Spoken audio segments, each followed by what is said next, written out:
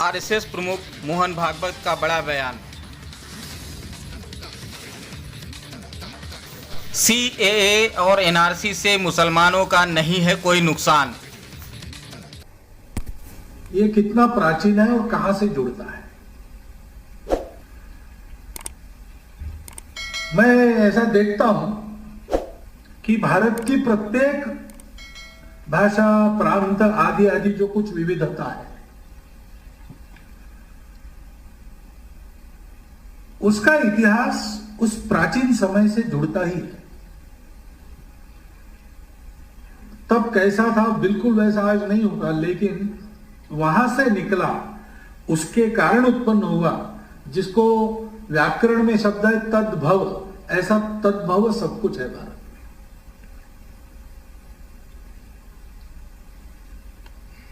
और वो क्या चीज है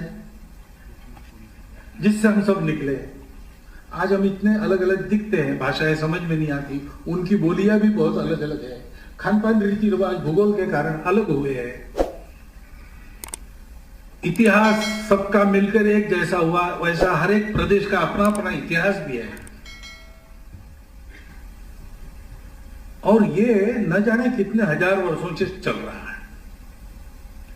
बिल्कुल आधुनिकतम और भारत के प्रति बिल्कुल सहानुभूति न रखने वाला इतिहास भी हम देखें, उसका अगर उसका भी मंतव्य अगर ग्रहण करें तो कम से कम 4000 साल से चल ही रहा है। वो अनुमान गलत है, बहुत प्राचीन है, लेकिन अर्वाचीन में मान ले तो ये सारा 4000 वर्षों से चल रहा है।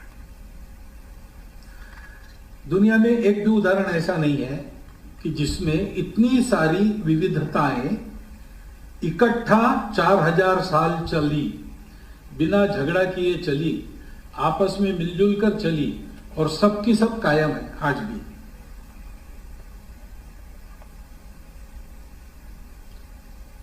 ये केवल हमारे यहां हुआ है, क्योंकि बाकी दुनिया का विचार ही ऐसा है कि मिलजुल कर रहना है तो ये सारी बातें यूनिफॉर्म होनी पड़ेगी।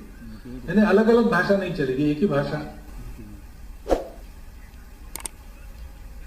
अलग अलग खान पान रीति रिवाज नहीं चलेंगे, एक ही प्रकार के होने पड़े। अलग पूजाएं नहीं चलेगी, एक ही पूजा होनी पड़ेगी। वो बताने से वो अच्छी बात है, मनवाने से वो अच्छी बात है, मारपीट के हो जाए अच्छी बात है, या फिर ऐसा अलगाव रखने वालों को समाप्त करके हो तो भी अच्छी बात है।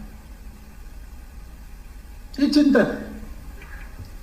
और इसलिए हम देखते हैं कि असम को भी हम देखते हैं कि ये डर हमारे यहां पैदा कब हुआ कि हम माइनॉरिटी में जा रहे हैं, और माइनॉरिटी मेजॉरिटी की बात छोड़ दीजिए, हमारी सभ्यता, हमारी भाषा खत्म हो रही। तो ये कोई प्राचीन समय से नहीं है। अभी बताया कि महाभारत के समय से उल्लेख आता है, तो लोगों का आना जाना तो चला ही होगा।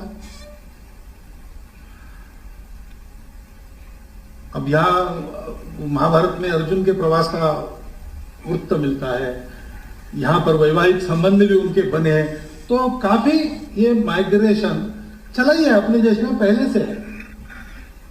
मिलना मिलना भी हुआ, लेकिन ऐसा डर कभी पैदा नहीं हुआ कि दूसरों के आने से हम खत्म होंगे, और नहीं भी हुए। लेकिन जब ऐसा पड़ोसी आया, ऐसा व्यक्ति आया, ऐसा सोचने वाले आए कि एक होने के लिए एक ही प्रकार आवश्यक है, दो प्रकार नहीं चलते, तब फिर ये खतरे आ गए।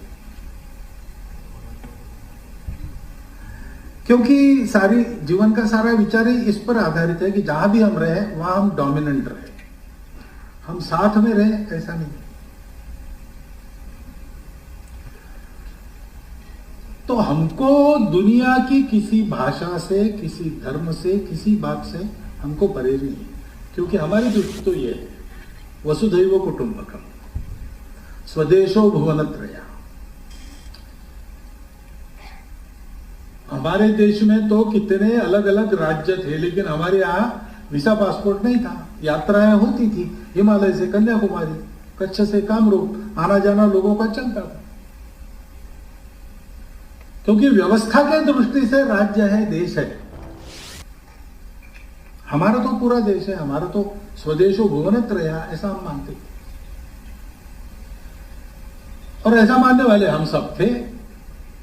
जब इसमें ऐसा हो गया कि नहीं, ऐसा नहीं है, अगर भुवनत्रय मेरा स्वदेश होना है तो उसमें मेरी ही भाषा चलेगी, मेरे ही भगवान चलेंगे, मेरा ही खान पान चलेगा, तब फिर हमको इस समस्या का परिचय हुआ। ऐसा भी डर रहता है, इसका पता चला। मैं क्यों कह रहा हूं? अभी ननी गोपाल जी ने पुस्तक लिखी है, EBOM के कारण क्या क्या समस्याएं हैं, वह सब प्रमाण उन्होंने सब लिखा है, साधारण लिखा है। लेकिन केवल इतना ही नहीं लिखा है, उन्होंने एक बात लिखी है कि एसिमिलेशन में प्रॉब्लम है।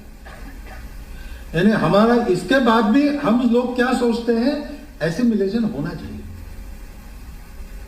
साथ रहना चाहिए, लेकिन यह खतरा नहीं रहना।